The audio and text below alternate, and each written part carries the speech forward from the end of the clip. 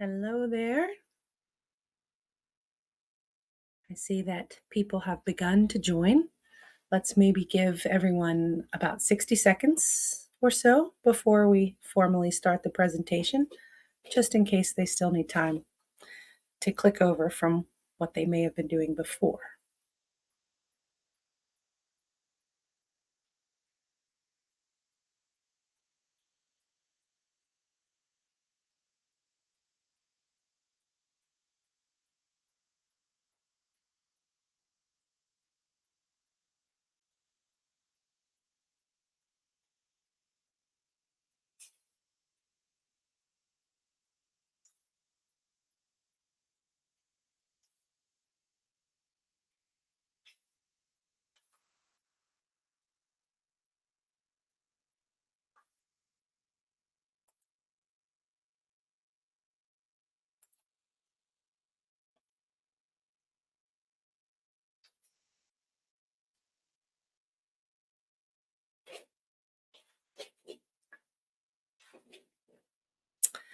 Hello and welcome.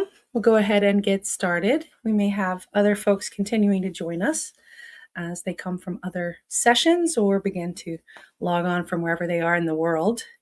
Just acknowledging that we are a global gathering with thanks to the Charter for Compassion for hosting this, the second annual Compassionate Action Conference.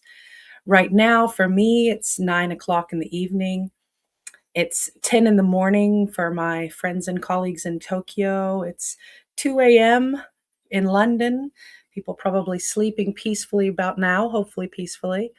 6 p.m. dinner time out in California, 3 in the morning in Italy, 11 in the morning in Melbourne, Australia, and 6:30 in the morning, a bright and lovely new day in Delhi. So that's just a few of the time zones that we're working with. We have presenters and attendees from all of those places. So, to all of you who are seeing this now synchronously, and to those who will watch the recording later, welcome, welcome, welcome. My name is Juliet Trail, and this is my presentation about compassion, which is the answer to posed in this question. What is the key to positively transform self, others, and society? The answer is compassion. I will change slides on the other tab here. The organization that I've founded, it's primarily my sort of consultancy, individual workshops, and retreats, talks. I work with schools, indigenous groups, all sorts of underserved communities are part of my target audience. And I call it Courageous Compassion Connection, or C3 for short. And I came to this title because compassion is the center and the heart, the beating heart illuminated like a lighthouse of my life and of all that I do, of my vision, my mission um, in this lifetime. And when I asked what compassion is for, it's for us to connect human to human and very much beyond the human to human realm, to all beings, to the earth, and all of those beings with whom we share the earth. And we must connect with compassion. And what is required of us in order to connect compassionately? It requires of us great courage. We often see these words together. For me, it sort of came in a bit of a vision that we have to know what compassion will be used for. And for me, it is about action, and that action is for us to all connect compassionately and to have the courage to do so. So this has been a wonderful gathering. I'm taking notes and attending sessions myself, and I look forward to attending even more in the playbacks that will be available to all of us who have taken part in the conference. So, just a little bit about who I am, because it's always nice if someone is speaking with you and presenting to know how did they come to be here and who are they. Of course, have a profile on the website that has my bio with a little more details, and I'll have contact information for how to reach me at the end of the presentation. But just briefly, I wanted to say I've worked in the sector of higher education, and that's a nonprofit educational model for beyond K-12, although I've done a lot of K-12 outreach work and taught a lot and worked a lot with primary and secondary education teachers and helping them and the students and communities they serve. And I worked for 16 years at the University of Virginia, and I worked in the schools of medicine and arts and sciences for about 5 years per position as the special assistant to the deans of those schools. So I worked on organizational development and how we manage and operate very large schools. There are more than 1,000 faculty in each of those schools at the University of Virginia, and a large part of my work was working with faculty as professionals to cultivate leadership and contemplative methodology. During that time, I also completed my doctorate, my PhD in higher education leadership from the University of Virginia School of Education and Human Development. At the bottom of the screen there, you see my doctoral research is about network enablers. I conducted an exploratory study using grounded theory to cut into new terrain of people I'd called network enablers. And I defined that as those who help enable the goals and success of others around them in their higher education networks. So that would include colleagues and mentees and advisees and students and lab mates and classmates and department mates and leadership, managing up, out, and down. What is it that makes them so special? In the process of interviewing those that were nominated by their colleagues many times over as fitting my definition of a network enabler, enabling the success of others around them in the network without regard to any particular return on investment. It's not an I'll scratch your back, you scratch mine, tit for tat. There's not a transactional awareness. They do it even if there's nothing in it for them. And so, using that definition, colleagues nominated others that they felt fit that. And I did long, in depth conversations with them to learn a lot about their implicit values and their core operating principles. We talked in the opening keynote by David Sloan Wilson. He talked a lot about core design principles. I was interested in the core design principles intrinsic to those kinds of people that I had seen empowering and lifting up others, because I was using appreciative inquiry, which is a process of saying, where are we at our best and how can we get more of it? And so these people were part of my answer to where are we at our best in professional networks. While I did do my study in higher education, it was very much based on all organizational development and organizational psychology. It's not limited really to education, just happened to be the sector that I was studying. It does extend to how we work together as people across all of our endeavors, both volunteer and paid endeavors. What I found in this study was that compassion was hiding in the wings, in motivating. There was a selflessness, there was an altruism, there was an inherent investment in the well-being of others that each of these people brought to everything that they did. And if you'd like to read a little bit more about my research and what I discovered, you can use that bit.ly link later. It's called Network Enablers. That goes to a much longer URL, but that's my short URL for a slide.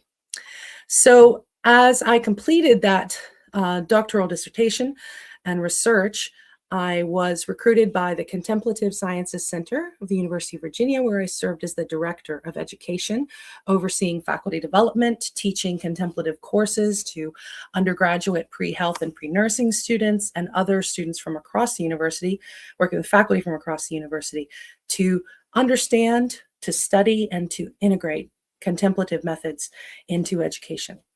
And also during that period of time, beginning in 2016, I started working with a national organization for professionals that are interested in contemplation in higher education, or perhaps education more generally, called C-HEARTS. And that's an acronym that stands for the Contemplative Higher Education Alliance.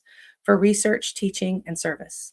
And I've also served as an annual conference co chair and chair. And there have been annual gatherings since 2013, nearly every single year. I think only one year was skipped near the very beginning.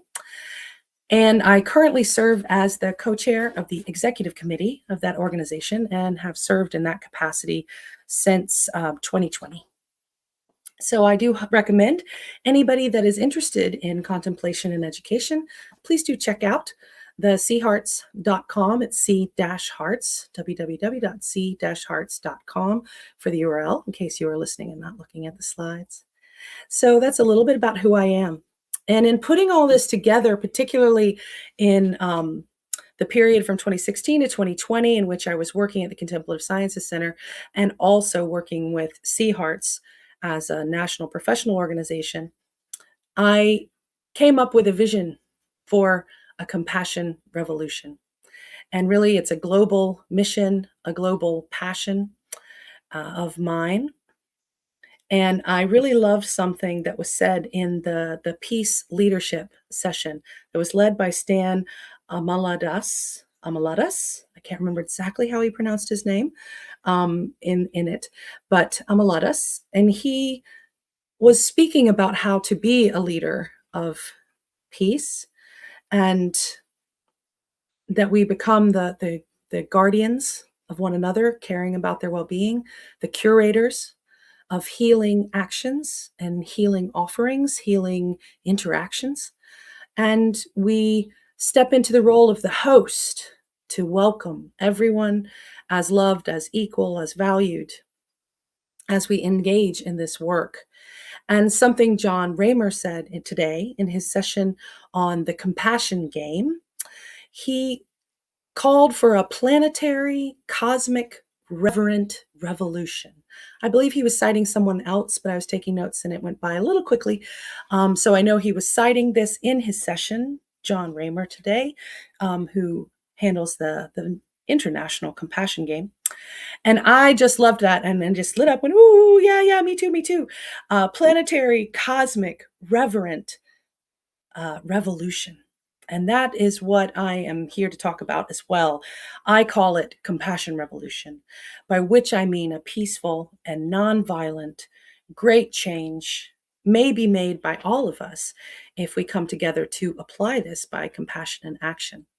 The last thing I wanted to sort of share about myself is I'm also a musician. And as I was working as director of education for contemplation and sciences at UVA, I started having more and more global experiences and opportunities to visit and travel and work with hospitals and schools, individuals, community centers, healing arts centers, all this kind of thing began to arise through the work I was doing. And I took a lot of photography as I traveled in Africa in particular. And let's see, that was the summer of 2019. And I was invited to visit with dear friends and colleagues that were based in South Africa, in Zimbabwe, and in Rwanda.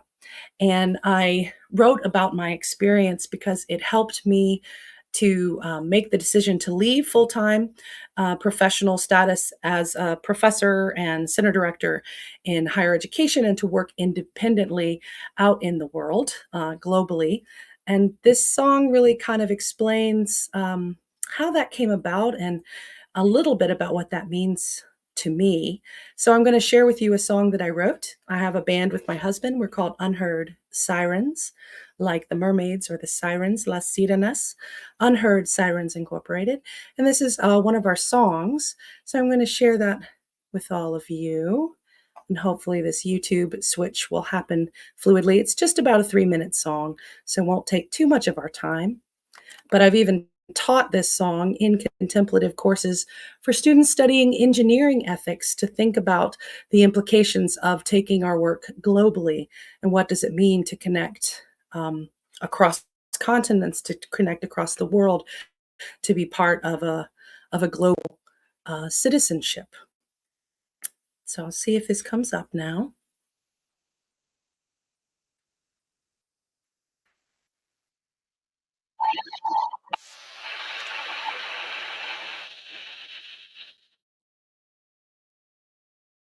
I'm pausing just for a second. If those who are with me, can someone post in the chat, are you able to hear the sound successfully?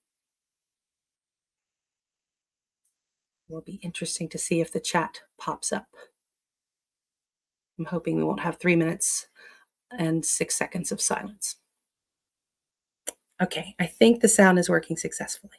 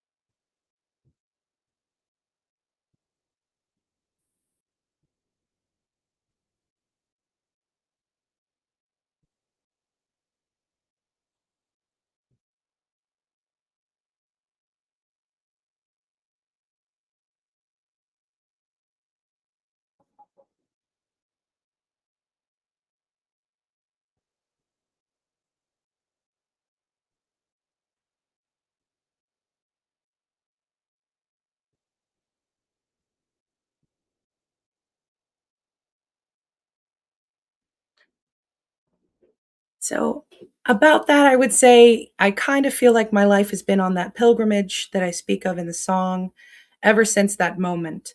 Working with people across the world on another continent really, really inspired me and gave me that courage to take a leap of faith and begin to work internationally but independently.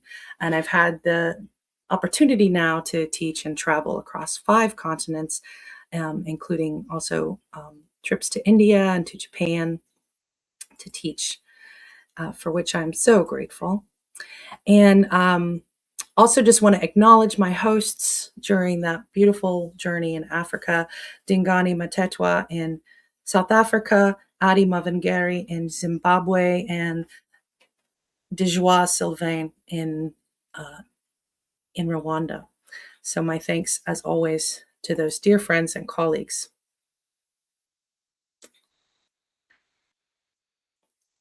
This brings me to my current work and my vision, my mission, which I call Compassion Revolution. You know, a heart-shaped world, a world full of love. And to describe that work and that framing of reality, I've developed what I call the S.O.S framework. We're sending out the S.O.S. That's an emergency signal, is what that acronym is used for in the military. The dee dee dee dee dee. emergency signal people have been using in military parlance, and the SOS says there's something urgent. We need assistance. Please help. Everybody come on board. And that's how I see the urgent work of compassion that is needed in the world, that we need to send out this SOS. So, the way that I understand this is that everything is kind of nested and interdependent. And so, at the core of where we begin our journey of compassion needs to originate within the self, the inner revolution, the inner revolution of continuously returning to the practices and the actions that enact those practices, beliefs, and wishes. We have to enact them. And that's how we act within ourself to ourself. The voice is silent in our head, no one else can hear, but it's important that those wishes and the voices and the intentions all become consistent with compassion, and that we treat ourselves compassionately and include ourselves in the circle of all beings. Then it is, so that's self. That's the first S of the framework that I use. And then O is the layer of the other. And other, one, or others in small groups or gatherings. These can be human to human interactions, but also how we tend the plants around us, how we care for the trees or the waters, the parks, how we take care of animals and treat them. So for me, it is very much about the more than human and the human embedded in the landscape of all entities. Those are the others. And we have to do a lot of practice to treat those others also in a compassionate way. And there's been beautiful conversation and discussion about that today. Then the next level, when we can apply working together with compassion, engaged with others in the service of large scale work for society and as a society. So the level of society, the second S, is both the things we can do to engage other humans and to take care of them with greater compassion, the things humans as a human society, as a species, as a society of that species, what we can do to exist on the planet with more sustainability, with more kindness, with more gentleness, with more renewable use of resources, how we take care of all beings. So the SOS is self, other, society. And it's all like a fractal. It has to be built of the same stuff. I thought it was very beautiful in David Sloan Wilson's opening keynote this morning. He really speaks about this very, very well. So if you didn't have a chance to attend that session, I highly recommend also watching his beautiful keynote.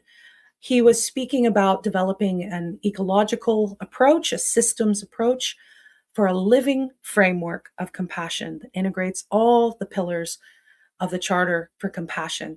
And he says so much that I would love to say, and I don't need to, because this dear colleague and scientist and great speaker, David Sloan Wilson, has addressed it very well today when he talked about creating a multi-level framework and using core design principles based on the work that he has done and the work that won the Nobel Prize by Elinor Ostrom. And those core design principles are all around compassionate value systems, how we can take them from self into the other, into the interpersonal layer, then to the collective level of the work that we do as a society. There's been a lot of research and science on the topic. I'll just say 2 studies in case you are curious. In 2023, there was a study published in the journal Mindfulness by Baljinder Sadra and colleagues, and it showed that there is a clear increase in well-being when people have a balance of both self-compassion and other compassion. And when these were not in balance, when there was only compassion for others, but the self was neglected, or just a lot of self-compassion, but not applying it outwardly to the interaction with others, they did not see the same gains in well-being. And for me, this is really key because I define compassion as the actions we take that can decrease pain, harm, or suffering, also the actions we take that can increase safety and well being. So, if we want to decrease suffering and increase safety and well being, we do need that balance of both self compassion and compassion for others. It's easy to have either of those pieces missing. And then there's a study that was just published in 2026 by James Kirby and his colleagues in the International Journal of Wellbeing that was tracking a lot of data. It was kind of a meta analysis about compassion in organizations. I know there's a number of other presentations during this lovely conference that'll focus on this level. But what they see in the research literature is that when you have compassion in an organization, it improves the individual well being of the employees, and it also increases creativity, the resilience of the organization itself, its ability to bounce back and move forward again after adversity or difficulties. And it also increased the compassionate behaviors of those employees to those that they serve. So it really does make a difference when we study compassion, when we define it, when we practice it, and when we begin to apply it. Some of the challenges about why it's often so difficult to apply it, again, I did think were dealt with very expertly by David Sloan Wilson in his talk. One of the things I've observed is that when we neglect the self layer and we give ourselves away, turned towards the others, and we're caring for others, nurturing others, taking care of them. It could be those who are first responders, educators, hospice workers, healthcare workers. Any of us can have this orientation regardless of any occupation that we may have. But when we're really attending to others and maybe also the collective actions of compassion and service towards the wider world, the societal layer, but we've neglected the self, then we see burnout, which is at an epidemic level. We also see mental health struggles and mental health issues also identified as an epidemic, a pandemic by the World Health Organization. So we must address that level of the self. It is critical. It will help with our mental health, our well being, our stability, and our ability to stay resilient and continue to serve, continue to do important work and live fulfilled lives of meaning and purpose. But we have to stop and pause and take care of that compassion for the self. The other thing that I have noticed is that we do a lot of group activities that are supposed to help make change, and yet change isn't made or the activity falls apart. And I have seen so often the layer of the other is neglected. I would say it's the most undertrained layer. We need interpersonal skills. We need that peace leadership that Stan Amaladas was saying in his session. That was a wonderful session about how can we be leaders in a peaceful manner? What does that look like? Um, it was just a beautiful session. I highly recommend watching his as well. Attending to that level of the others. How can we, in one to one, 1 to 2, 1 to 3, 1 to 4, 1 to 5, we just keep building up. But in that interpersonal interaction layer, how can we continue to hold compassion? Conflict is inherent in complex systems. It's inherent in humans. It's inherent in all of the species. Evolutionarily, we see conflict and competition occurs. How do we navigate that? With peace, with kindness, with gentleness, with compassion. It's very challenging. It's very challenging to truly conduct peaceful conflict resolution. I'm used to saying revolution. Peaceful conflict resolution methodologies. And so often, we get these kind of Me Too issues where leaders of even contemplative organizations are discovered to be kind of continuing cycles of injustice, of inequity, of abuse of power over other people, sometimes on the basis of gender or race or just the level of power different people have in the organizations. So we have to also build on that level of the other. And then if we continue to hold like the fractal, like the spiral, the compassion of the self, and then learning piece by piece, person by person, and small group by small group, how do we sustain compassionate methods of interaction and endeavor? I think we can look to indigenous practices, many of the kind of answers, models, particular case studies can be found across the indigenous peoples of our world. Many of them have held very compassionate and inclusive leadership that's jointly held by many people within the tribe, within the family, the village, the tribe. And we can bring in a lot of the indigenous methodologies to help inform us now. How can we gather in more contemplative and compassionate ways in this level of other and in going into collective action and our impact on other humans and on the more than human world around us? And with that said, I'd like to spend just a few minutes now leading us through um, a little meditation for this SOS, self, other, society. How do we flow with that and begin to practice it? So I invite you now to take this opportunity to engage in meditative practice of compassion with me for just a few minutes. And then we'll have enough time at the end to ask questions if anyone would like to post questions in the chat and have a little bit of conversation. Pardon me, I'm just getting over a cold. So,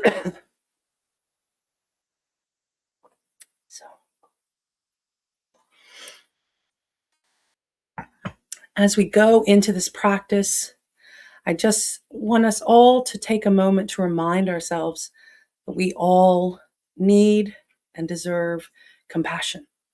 All of us, at all times, all beings deserve compassion. Wherever you are right now, I invite you to find a comfortable way to sit or to lay down or to stand, but feeling grounded, feeling balanced. For me, I'm standing. I like to do that as I'm engaging with people as a speaker and a teacher. And so just really feeling that connection to the floor, to the chair or seat, whatever you may be propped on now, and feeling beyond just your seat and your feet into the earth beneath whatever building or structure, car, train, plane you might be in right now. Wherever that is, just connect into the earth. Take a moment just to breathe, sensing into the ground and drawing that calm, reassuring presence of the earth itself up through the soles of the feet with the in-breath, allowing it to nourish and care for every part of the body. Gentle out breath. Again, just breathing in with that support of the earth, of the planet. Breathing out, just relaxing.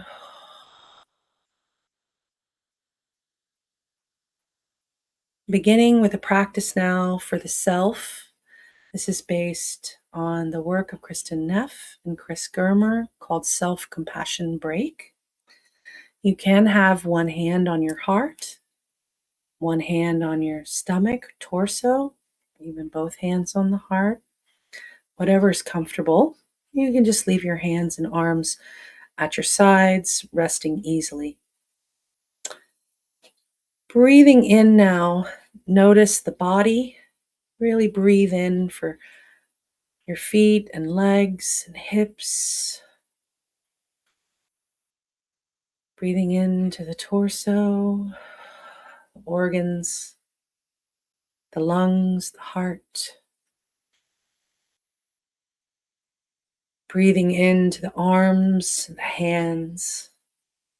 Breathing in to the chest, the neck, the back of the neck, spine, as it reaches from the tip of your tail all the way up to your going into the skull, balancing the head. Breathing into the face, noticing if you're holding any tension in your face. If you are, see if you can maybe release some of that with the out breath. Just breathe in and notice. Breathe out and release any tension anywhere in the body. Again, breathe in, notice how you're feeling. Breathe out, invite any release that might be possible in this moment. I invite you now to bring to mind something difficult that happened in the past week on a scale of 1 being not difficult, 10 to very difficult. Pick something only about a 3 or 4. A minor difficulty, you were able to take care of it. You've made it through and you're here with us now. So not the hardest thing on your plate. That can be quite difficult to start out with. So finding something that was maybe a bit difficult, maybe you felt a bit frustrated, could have been something that happens a lot. There it is again. Could have been something unexpected that threw you for a loop, or something you were very concerned about, or you felt emotions being very strong, very heightened. Just select one moment and bring to mind what was happening in this one moment that you're picking out of those that might be possible. Just select one moment. What was happening that was difficult and that was stressful? Just breathe in, remember the moment.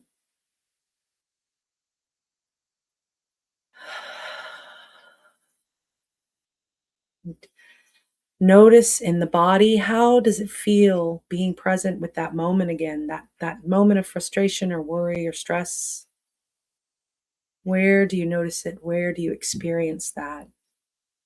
How is the body feeling?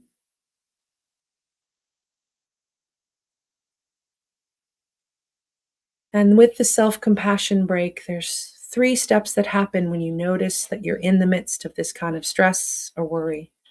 You repeat to yourself, this moment is stressful. So you're remembering this moment as if it's happening again right now, telling yourself, that's really stressful. That thing that arose this week, that's hard. That's difficult. There's something there. This is a moment of stress, a moment of maybe a mild example of suffering. May I be kind to myself in this moment. This is a moment of stress or suffering. May I be kind to myself in this moment. The second step is just remind yourself many people go through stresses like this.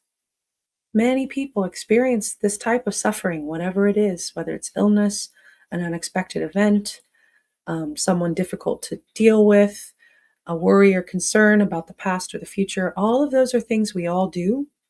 All of those are things we all share. So just remind yourself, lots of people go through stress and a little bit of suffering around this kind of issue in this same way I do. And the third part is just reminding yourself, may I be kind to myself in this moment, in moments like these. May I give myself some compassion.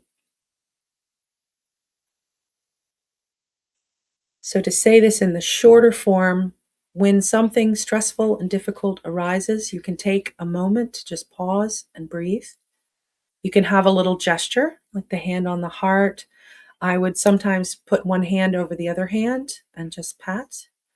And you say the 3 pieces of the self compassion break. This moment is difficult. Many people experience difficult moments just like this one. May I be kind to myself in this moment. May I give myself some compassion. And just check in. Check in. Is there anything else that you need in this moment as you've brought to mind and into the body again? This thing that you faced that was difficult, that was challenging. Is there anything else that you need right now? Invite that in on the in breath. With the out breath, just let it fill the whole body. Feel yourself from the head to the shoulders and arms, through the torso, the hips, the legs, the feet. Breathing in what you need. And kind of rolling through the care of the whole body, the whole self, with that breath releasing. So that is the level of self, a break we can take even just very quickly. This is a moment of suffering. Many people experience this kind of moment. May I be kind and give myself compassion in this moment. You can go through it very quickly whenever you need it. But now I'd like to also invite you to bring to mind someone else that you know, perhaps another person, another human, maybe even a beloved animal or plant, a tree, um, a pet, some being around you. Another human is often easiest, so just bringing to mind another being who could use some compassion in this moment. I invite you now just breathe in compassion. On the out breath, extend that compassion to this other being. Breathing in that feeling of kindness and gentleness, compassion. With the out breath, sending that wish for compassion to the other being that you have in mind. If you need to just take another breath to give yourself support and compassion, do that. Take an in breath and an out breath just to take care of you. And then thinking of this other person or other being, do another breath for them, taking in compassion and with the out breath, extending it, sending it their way.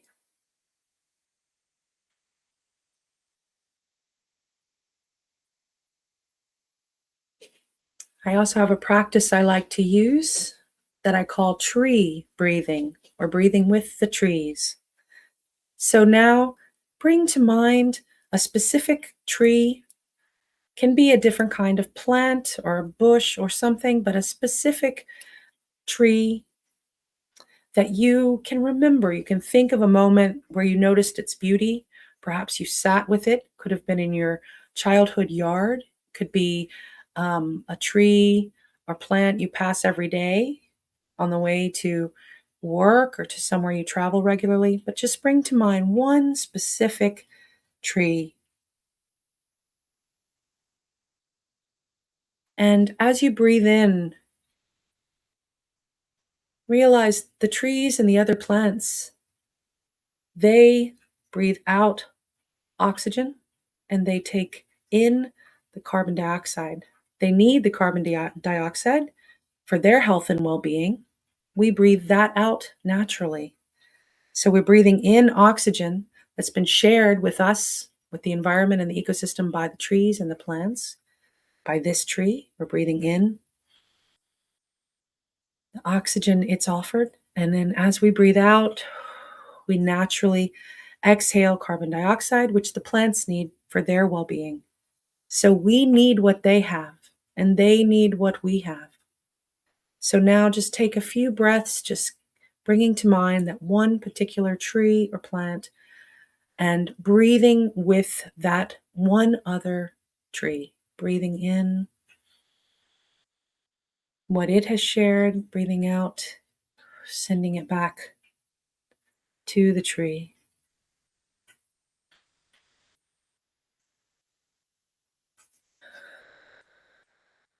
It can be quite lovely to do this with that tree or plant when you're standing beside it or able to sit beneath or beside that tree, just breathing and recognizing how interconnected and interdependent we are with those beautiful green life forms that we share this beautiful planet with.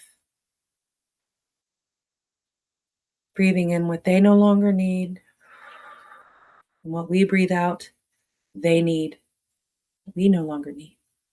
So that is a tree breathing that helps us think about the interbeing that we experience, the interconnectedness and interbeing that is true for all of us on the planet.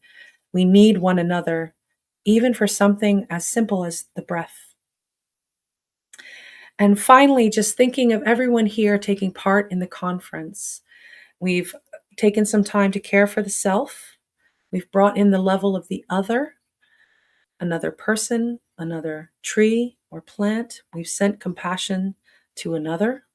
Now, on that level of society or group, let's breathe in compassion for ourselves and breathe out, extending compassion to everyone here that's part of the conference.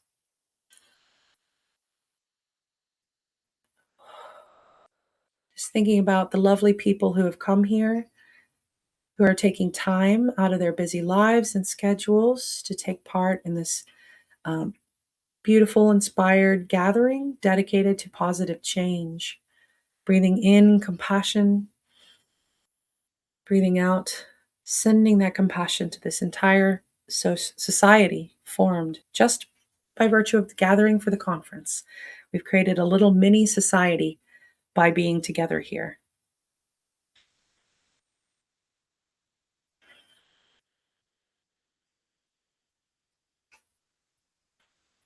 Breathing in gratitude for yourself, breathing out gratitude for all those presenting and all those attending. Being so thankful to be here and to be aware in this moment. And grateful to everyone that is joining us and will join us for this compassion in action gathering.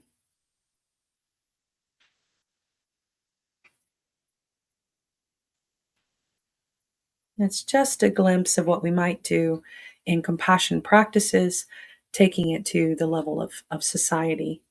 The metta practice from Buddhism is another way that you can do this, thinking about the larger and larger application and extension of compassion. So you might think, may all beings be well, may all beings be peaceful, may all beings be free from harm or suffering. May I be well, may I be peaceful, may I be free from suffering. May you be well, may you be peaceful, may you be free from suffering. So that is the metta practice can be done regardless of any faith or religion or belief system. We can always extend these wishes for others to be safe and well. And I do hope this gathering gives us all many ideas for how we can integrate these kinds of concepts and models and practices into our lives on a day-to-day level so that we can truly incorporate and embody compassion and take it in our engagements, our interactions with others, the interpersonal level, and in the actions and behaviors that we will take to help human society and the work we can do as a human society to care for the entire world of all beings. If anyone here has a question that they would like to share in the chat, this is a good time for that. I'm going to share my slide again and have my contact information on my final slide. So let me put that up. If you are wondering how to get a hold of me, I thank you for being here whenever you are joining us for this gathering. And I welcome you to get in touch and reach out. I love to come and work with organizations, with schools, with health systems, and healing centers, community centers, anything like that. So if there is an opportunity where you'd like to perhaps collaborate, and I'd be happy to think through it, talk through it, learn more. And you can find out more about me and connect through LinkedIn. I also have some essays on Substack. So you can look up Juliet Trail on Substack or LinkedIn. And my Gmail is there. So I thank you for being with me. We have 2 more minutes if anyone would like to field a question. The chat is very interesting. I have chat selected in my window. I do not see any questions yet, but I have seen in some of the other sessions that there weren't questions posed at the end. If one comes through, I will definitely stay a moment to answer it.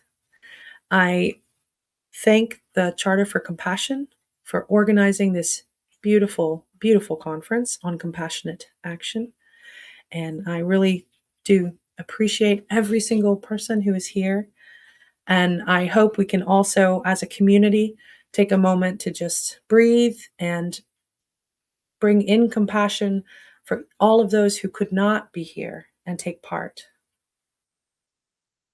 And with that out breath, just extending compassion for all beings, to all those who are here and all those who could not be here. So with our thanks for